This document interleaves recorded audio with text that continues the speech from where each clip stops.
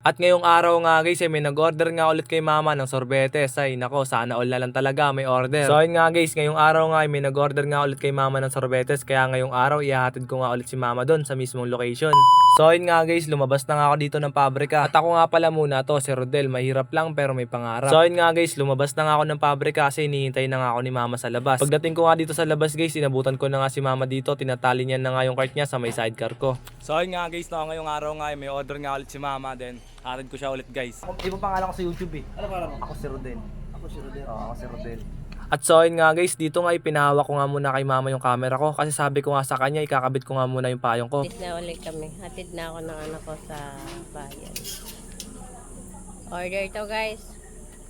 So ayun nga guys, pansin nyo ba habang kinakabit ko nga yung payong ko, nagsasalita na nga si mama. Paunti-unti na nga siya natututo sa akin mag-vlog. At so ayun nga guys, bago nga kami dumaretso, doon nga sa pupuntahan namin, dumaan nga muna kami dito sa may gasolinahan. Magpapagasolina nga muna ako dito ng motor ko. Kasi mahirap na mamaya maubusan pa kami ng gas sa daan. Mas okay na nga sigurado kami guys, kesa naman maabala kami sa daan. Kasi nung mga nakarang araw nga guys, ilang beses nga nangyari sa amin yun ni mama. Kasi nga guys, pati nga paggagasolina ng motor ko, tinipid ko na talaga. Gawa nga nung mga nakarang araw, talagang tinutumal nga ako sa pagtitinda ko nga ng sorbetes. So ayun nga guys, pagkatapos pala namin ni mama magpagasolina, agad na nga rin kaming umalis. At so ayun nga guys, nakarating na nga pala kami dito ni mama sa mismong location nga kung saan namin ihahatid yung sorbetes. Hindi ko na nga nakuhanan yung mismong party nila kasi hindi na nga kami makakapasok sa mismong event. Nga pala guys, dito nga pala namin ni mama hinatid yung sorbetes sa Barangay Santa Monica, Magno to sa Division.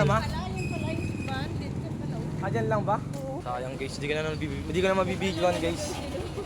So ayun nga guys, nauna muna sa lahat. Maraming salamat pala muna sa nag-order nga kay mama ko ng sorbetes. Malaking tulong na po talaga sa amin yung sobra. So ayun guys, kailangan magmadali kasi anong oras na magtitinda pa ako ng sorbetes.